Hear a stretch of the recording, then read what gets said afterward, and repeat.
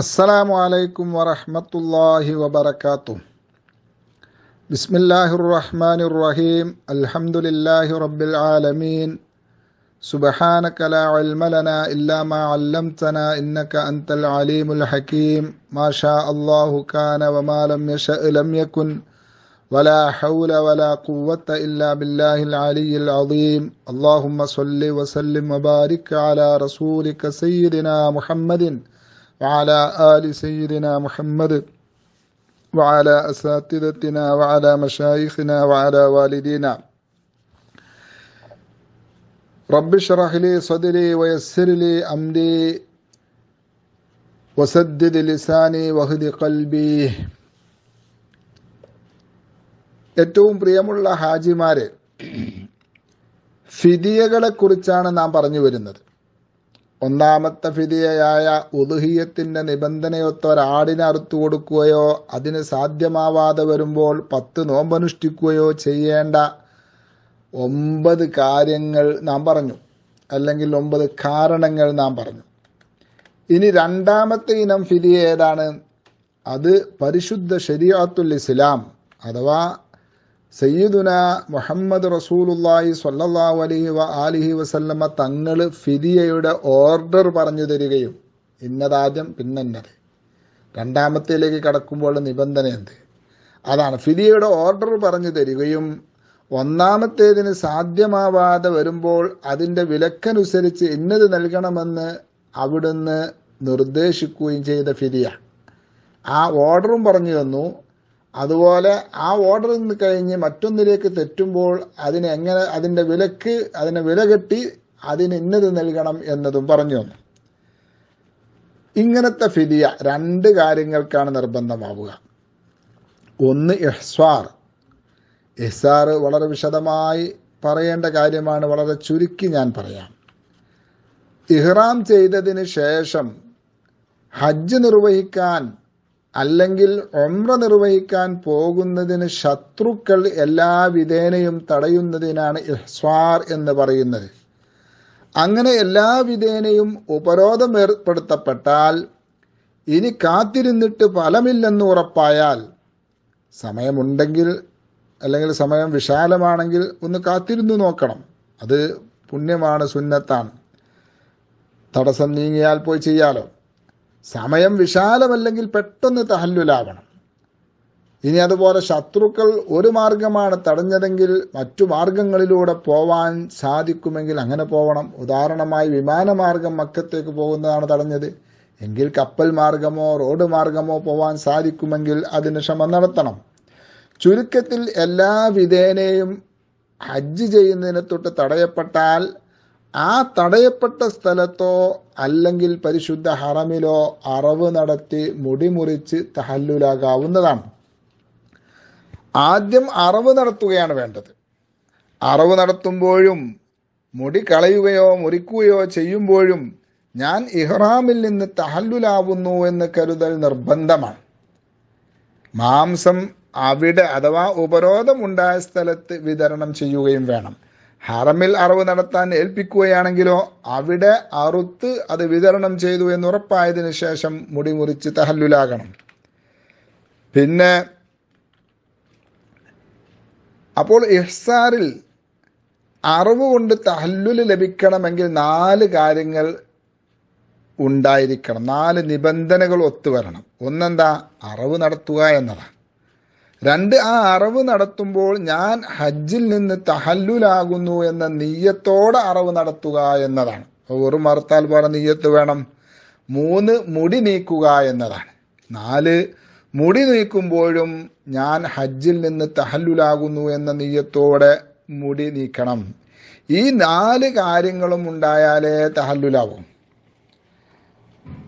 അറുക്കാനുള്ള മൃഗം കിട്ടാതെ വരികയോ അല്ലെങ്കിൽ അതിനുള്ള പണമില്ലാതിരിക്കുകയോ വന്നാൽ ആടിൻ്റെ വിലക്കുള്ള ഭക്ഷണ സാധനം തടയപ്പെട്ട സ്ഥലത്തുള്ള പാവങ്ങൾക്ക് നൽകുകയും ശേഷം മുടി നീക്കുകയുമാണ് വേണ്ടത്. ഇവിടെയും 2 സമയത്തും നിയ്യത്ത് വേണം. അഥവാ ഭക്ഷണം വിതരണം ചെയ്യുമ്പോഴും മുടി മുറിക്കുമ്പോഴും ഞാൻ ഹജ്ജിൽ നിന്ന് തഹല്ലുലാവുന്നു എന്ന് കരുതണം. ഇനി ഒരാൾക്ക് ഭക്ഷണം നൽകാനും സാധിക്കാതെ വന്നാൽ ആടിൻ്റെ വിലക്ക്, ആടിനിത്ര, സാധാരണയിൽ ഒരാടിന് ഇത്ര വിലയുണ്ടാകുമെന്ന് അവിടെ കണക്കാക്കുക. എന്നിട്ട് ആ വിലക്ക് അരി വാങ്ങുകയാണെങ്കിൽ എത്ര മുദ്ദുണ്ടാകുമെന്ന് നോക്കി അത്രയും എണ്ണം നോമ്പെടുക്കണം. ഈ ഭക്ഷണം എത്ര മുദ്ദ് ഉണ്ടാകുമെന്ന് നോക്കുക. എന്നിട്ട് അത്രയും എണ്ണം നോമ്പെടുക്കുക. നോമ്പെടുക്കുകയാണെങ്കിൽ അത് എവിടെ വെച്ചും നോൽക്കാം. അറവിനും മുദ്ദ് നൽകാനും കഴിയാതെ നോമ്പെടുക്കാൻ തീരുമാനിക്കുന്നതോടെ എന്ത് ചെയ്യാം? ഇവന് നിയ്യത്ത് ചെയ്ത് മുടിയെടുത്ത് തഹല്ലുലാകാവുന്നതാണ്. അഥവാ നോമ്പ് കഴിയാൻ കാത്തിരിക്കേണ്ടതില്ല. നോമ്പെടുക്കാൻ തീരുമാനിച്ചാൽ തന്നെ അവൻ എന്ത് ചെയ്യാം? നിയ്യത്ത് വെച്ച് മുടി മുറിച്ച് തഹല്ലുലാവാം. ഇങ്ങനെ ഇഹ്സാർ മൂലം തഹല്ലുലായവന്റെ ഹജ്ജിന്റെ അവസ്ഥ എന്താണ്? അതും പറയാം. സുന്നത്തായ ഹജ്ജ് നിർവഹിക്കാൻ പോയപ്പോഴാണ് ഈ ഉപരോധം ഉണ്ടായതെങ്കിൽ ഖളാ വീട്ടേണ്ടതില്ല, പറയേണ്ടതില്ല. ഇനി അവന്റെ നിർബന്ധമായ ഹജ്ജ് തന്നെയാണ്, പക്ഷേ നിർബന്ധമായ അതേ വർഷം തന്നെ അവൻ ഹജ്ജിന് പോയി, ആ സമയത്താണ് അവന് ഇങ്ങനെ തടയപ്പെട്ടതെങ്കിൽ അടുത്ത വർഷവും അവന് ഹജ്ജിനുള്ള ഇസ്തിത്വാഅത്ത്, എല്ലാവിധ കഴിവും ഉണ്ടെങ്കിൽ മാത്രം ഹജ്ജ് ചെയ്താൽ മതി. ഇസ്തിത്വാഅത്ത് ഇല്ലെങ്കിൽ ഹജ്ജ് അവന് നിർബന്ധമാവുകയില്ല. ഇനി ഹജ്ജ് നിർബന്ധമായതിനു ശേഷവും അവൻ ഹജ്ജ് ചെയ്യാൻ ശ്രമിച്ചില്ല, അഥവാ ഹജ്ജ് നിർബന്ധമായ വർഷം അവൻ ഹജ്ജിന് പോവാതെ പിന്തിപ്പിച്ചു, 2ാം വർഷമോ അല്ലെങ്കിൽ 3ാം വർഷമോ അല്ലെങ്കിൽ അതിനുശേഷമോ ഒക്കെയാണ് അവൻ ഹജ്ജിന് പോയത് എങ്കിൽ, ആ 2ാം വർഷം അല്ലെങ്കിൽ 3ാമത്തെ വർഷം, ഹജ്ജ് നിർബന്ധമായ വർഷം പോവാതെ 2ാമത്തെ വർഷമോ 3ാമത്തെ വർഷമോ പോയപ്പോഴാണ് ഈ ഉപരോധമുണ്ടായതെങ്കിൽ അവന് ഹജ്ജ് ഖളാ വീട്ടൽ നിർബന്ധമാണ്. കാരണം ആദ്യത്തെ വർഷം ഉപരോധമല്ലല്ലോ, അന്ന് അവന് പോകാമായിരുന്നു, അതവൻ പോയില്ല. അതുകൊണ്ട് തന്നെ അവൻ എന്തുണ്ടാകും? ഹജ്ജ് അല്ലെങ്കിൽ ഉംറ ഖളാ വീട്ടണം. ഇനി ഫിദിയയുടെ 2ാമത്തെ കാരണം, ഈ ഫിദിയയുടെ അഥവാ തിരുനബി സല്ലല്ലാഹു അലൈഹി വസല്ലമ തങ്ങൾ ഫിദിയയുടെ ഓർഡർ പറഞ്ഞു തരികയും 1ാമത്തേതിന് സാധ്യമാവാതെ വരുമ്പോൾ അതിന്റെ വിലക്കനുസരിച്ച് ഇന്നത് നൽകണമെന്ന് അവിടുന്ന് നിർദ്ദേശിക്കുകയും ചെയ്ത ഫിദിയയുടെ 2ാമത്തെ കാരണം അത് സംഭോഗമാണ്. വളരെ ഗുരുതരമായ, താങ്ങുന്നതിലും അപ്പുറമുള്ള പ്രായശ്ചിത്തം നിർബന്ധമാകുന്ന ഒന്നാണ് ഇഹ്റാമിലായിരിക്കെ സംഭോഗം നടത്തുക എന്നത്. മനഃപൂർവവും ഹറാമാണെന്നറിഞ്ഞുകൊണ്ടും സ്വയിഷ്ടപ്രകാരവും ഹജ്ജിന്റെ 1ാം തഹല്ലുലിന് മുമ്പോ ഉംറയുടെ അമലുകൾ പൂർണ്ണമായും നിർവഹിക്കുന്നതിനു മുമ്പോ ഒരാൾ സംയോഗം ചെയ്താൽ അവന്റെ ഹജ്ജ് അല്ലെങ്കിൽ ഉംറ നഷ്ടപ്പെടുന്നതാണ്. അത് വൻദോഷമാണ്. അത് പ്രത്യേകം ശ്രദ്ധിക്കണം, അത് വൻദോഷമാണ്. ഇവിടെ ഒരുപാട് പ്രശ്നങ്ങളുണ്ട്. ഇങ്ങനെ സംയോഗം മൂലം തൻ്റെ ഹജ്ജ് അല്ലെങ്കിൽ ഉംറ നഷ്ടപ്പെടുത്തിയാൽ പല കാര്യങ്ങളും അവൻ ശ്രദ്ധിക്കേണ്ടതുണ്ട്. ഒന്നാമതായി, ഇങ്ങനെ സംഭവിച്ചാൽ ഇഹ്റാമിന്റെ നിബന്ധനകൾ മുഴുവനും പാലിച്ചുകൊണ്ട് അവൻ താൻ എന്തിൻ്റെ ഇഹ്റാമിലാണോ ഉള്ളതെങ്കിൽ, ഹജ്ജാണെങ്കിൽ ഹജ്ജ്, ഉംറയാണെങ്കിൽ ഉംറ, ആ ഉംറ പൂർത്തിയാക്കണം, ആ ഹജ്ജ് അവൻ പൂർത്തിയാക്കണം. ഏതായാലും ഈ സംയോഗം മൂലം ഹജ്ജ് ബാത്തിലായി എന്ന് കരുതി ഇഹ്റാമിന്റെ വസ്ത്രങ്ങളൊക്കെ വലിച്ചെറിഞ്ഞ് തിരിച്ചു പോരാൻ പറ്റില്ലെന്നർത്ഥം. മറിച്ച് ആ ഹജ്ജ് പൂർത്തിയാക്കണം, ഉംറയിലാണെങ്കിൽ ആ ഉംറ പൂർത്തിയാക്കണം. അപ്പോൾ ഇഹ്റാമിൽ നിഷിദ്ധമായി ഒരു കാര്യം ആ സമയത്ത് ചെയ്യാനും പാടില്ല. ചെയ്താൽ അവയുടെ ഫിദിയയും നിർബന്ധമാകും, അത് വേറെ നിർബന്ധമാകും. 2ാമതായി അവന് വരുന്ന വിഷയം എന്താ? ഉംറയാണ് ഇങ്ങനെ നഷ്ടപ്പെടുത്തിയതെങ്കിൽ ഉടനെ ഖളാ വീട്ടണം. ഉംറക്ക് തന്നെ സമയമൊന്നുമില്ലല്ലോ, അതിപ്പോഴും പറ്റുമല്ലോ, അത് ഉടനെ ഖളാ വീട്ടണം. ഹജ്ജാണെങ്കിൽ ഇനി അവന് സമയമല്ല, ഹജ്ജ് അവൻ നഷ്ടപ്പെടുത്തി കളഞ്ഞു, ഇനി ആ വർഷം അവൻ ഹജ്ജ് ചെയ്യാനുള്ള വകുപ്പില്ല. അപ്പം എന്ത് ചെയ്യണം? അടുത്ത വർഷം തന്നെ ഖളാ വീട്ടണം. അത് സാധിക്കുമ്പോൾ എപ്പം ചെയ്താൽ മതി, പറ്റില്ല, അടുത്ത വർഷം തന്നെ ഖളാ വീട്ടണം. അതേപോലെ 4ാമതായി, സംയോഗം മൂലം നഷ്ടപ്പെടുത്തിയ ഇഹ്റാം ഏത് മീഖാത്തിൽ നിന്നാണോ ചെയ്തത് അതേ മീഖാത്തിൽ വെച്ച് തന്നെ ഖളാഇനും ഇഹ്റാം ചെയ്യണം. അല്ലാ, എന്തെല്ലാം പുലിവാലാണിത്. 4ാമതായി, ഇങ്ങനെ സംയോഗം ചെയ്ത ഒരാൾ അല്ലെങ്കിൽ ഇങ്ങനെ സംഭോഗം മൂലം ഒരാൾ ഹജ്ജ് നഷ്ടപ്പെടുത്തിയാൽ അല്ലെങ്കിൽ ഉംറ നഷ്ടപ്പെടുത്തിയാൽ എന്താണതിന് ഫിദിയയായി ഹബീബ് സയ്യിദുനാ മുഹമ്മദുർ റസൂലുള്ളാഹി സ്വല്ലല്ലാഹു അലൈഹി വസല്ലമ തങ്ങൾ നിശ്ചയിച്ചത്? അത് ഒരു ഒട്ടകത്തെ ഫിദിയയായി നൽകുക എന്നതാണ്. നേരത്തെ നബി തങ്ങൾ പറഞ്ഞ ഓർഡർ, ആടും അതിന് കഴിയാത്തവർക്ക് ആ ആടിൻ്റെ വിലക്കെട്ടി മുദ്ദ് നൽകണമെന്നൊക്കെയായിരുന്നു. ഇതല്ല, ഇത് ഒട്ടകമാണ് നബിതങ്ങൾ നിശ്ചയിച്ച ഫിദിയ. ഇവിടുത്തെ ഓർഡർ അതാണ്. പിന്നെയോ ഒട്ടകം നൽകാൻ കഴിയില്ലെങ്കിൽ ഒരു പശുവിനെ നൽകണം. അതിനും സാധ്യമല്ലെങ്കിൽ പശുവിനത്തിൽപ്പെട്ട കാള പോലുള്ളവയെ, അതിനും സാധ്യമല്ലെങ്കിൽ 7 ആടിനെ അറുത്തു കൊടുക്കണം. അതിനും സാധിക്കാത്തവർ വിശുദ്ധ മക്കയിൽ, എത്ര ആട്? 7 ആട് കേട്ടോ. അതിനും സാധിക്കാത്തവർ വിശുദ്ധ മക്കയിൽ ഒരു ഒട്ടകത്തിന് എന്ത് വില വരുമെന്ന് നോക്കി ആ വിലക്ക് വിശുദ്ധ മക്കയിൽ നിന്ന് അരിയോ മറ്റോ വാങ്ങി പരിശുദ്ധ മക്കയിലെ ഫക്കീർ മിസ്കിന്മാർക്ക് വിതരണം ചെയ്യണം. പൈസ കൊടുത്താൽ മതിയാവില്ല. അതിന് സാധിക്കാത്തവര്, അഥവാ ഒട്ടകത്തിന്റെ വിലക്ക് അരി വാങ്ങിക്കൊടുക്കാനോ മറ്റോ കഴിയാത്തവൻ എന്ത് ചെയ്യണം? മുദ്ദുകളുടെ എണ്ണം കണക്കാക്കി അത്രയും എണ്ണം വ്രതമനുഷ്ഠിക്കണം. ഒരു ഒട്ടകത്തെ വാങ്ങാനുള്ള പൈസക്ക് എത്ര മുദ്ദ് അരി വാങ്ങാൻ കിട്ടുമെന്ന് നോക്കി അത്രയും എണ്ണം നോമ്പെടുക്കണം. ഈ പറഞ്ഞ ക്രമത്തിൽ തന്നെയാവണം. അഥവാ ഒട്ടകം അല്ലെങ്കിൽ പശുവിൻ്റെ ഇനം, അതിനും സാധിക്കുകയില്ലെങ്കിൽ 7 ആട്, അതിനും സാധിക്കാതെ വരുമ്പോൾ ഒട്ടകത്തിന് എന്ത് വില വരുമെന്ന് നോക്കി ആ വിലക്ക് മുദ്ദ് വിതരണം ചെയ്യുക. അതും മക്കത്തുള്ള ഫക്കീർ മിസ്കീന്മാർക്ക്. അതിനും സാധിക്കാതെ വരുമ്പോഴോ മുദ്ദ് കൊടുക്കാൻ സാധിക്കാതെ വരുമ്പോൾ അത്രയും എണ്ണം വ്രതമനുഷ്ഠിക്കണം, നോമ്പെടുക്കണം.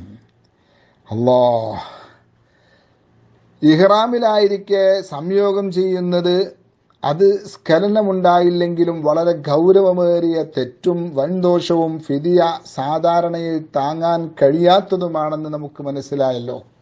അതിനാൽ ഫാമിലികളുമൊക്കെയായി പോകുന്നവർ ഈ ഗൗരവം മനസ്സിലാക്കി വെക്കുക.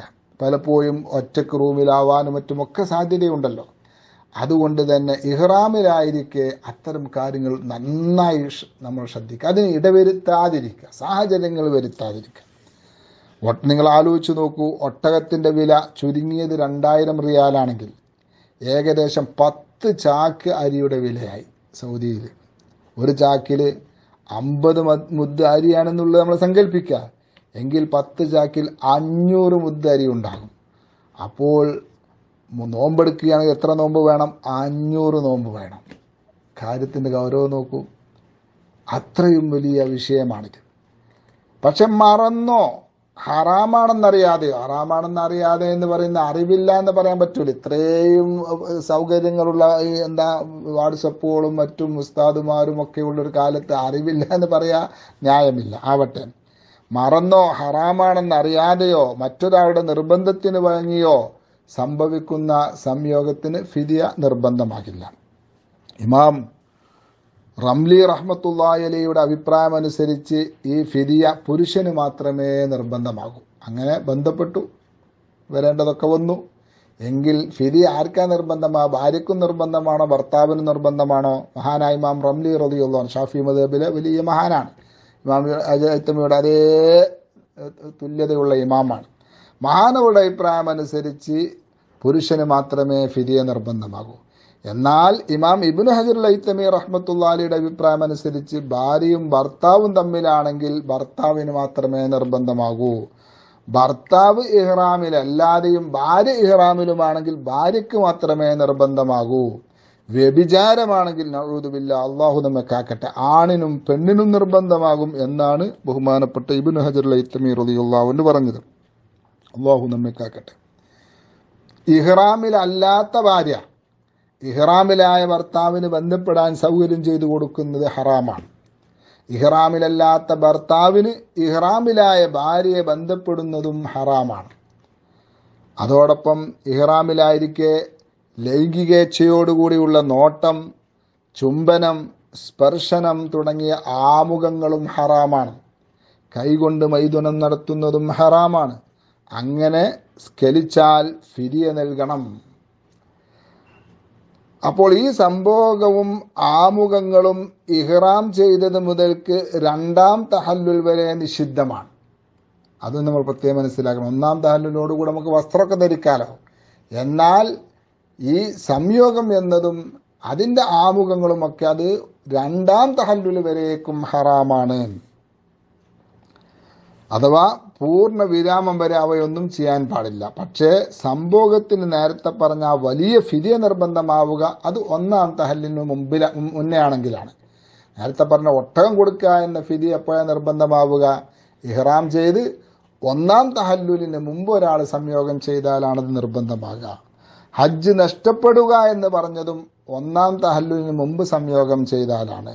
ഒന്നാം തഹല്ലുലിന് ശേഷമാണ് ഈ ജിമാ ചെയ്തതെങ്കിൽ തമത്വഇന്റെ ഫിദിയാണ് നിർബന്ധമാവുക. അഥവാ ഉദ്ഹിയ്യത്തിന്റെ നിബന്ധനത്തിൽ ആടിനറുത്തു കൊടുക്കുകയോ അല്ലെങ്കിൽ 10 നോമ്പ് അനുഷ്ഠിക്കുകയോ ചെയ്യുക. അപ്പോൾ ഇന്നത്തെ ക്ലാസ് നാം വളരെയധികം ശ്രദ്ധിച്ച് മനസ്സിലാക്കേണ്ടുന്ന ക്ലാസ്സാണ്. അത്തരം കാര്യങ്ങളിൽ പെട്ടുപോവാതിരിക്കാൻ എല്ലാവരും ശ്രദ്ധിക്കുക. അല്ലാഹു സുബ്ഹാനഹു വ തആല അവൻ പൊരുത്തപ്പെട്ട രീതിയിൽ ഹജ്ജും ഉംറയും ഒക്കെ നിർവഹിക്കാൻ നമുക്ക് തൗഫീക്ക് നൽകട്ടെ. നമ്മിൽ നിന്ന് മരണപ്പെട്ടു പോയവർക്കൊക്കെ അല്ലാഹു തആല മാപ്പ് കൊടുക്കട്ടെ. നമ്മുടെയും പാപങ്ങൾ അല്ലാഹു പൊരുത്തപ്പെട്ട് തരട്ടെ. വസല്ലല്ലാഹു വസല്ലമ അലാ സയ്യിദിനാ മുഹമ്മദിൻ വഅലാ ആലിഹി വസഹ്ബിഹി വസല്ലമ വൽഹംദുലില്ലാഹി റബ്ബിൽ ആലമീൻ.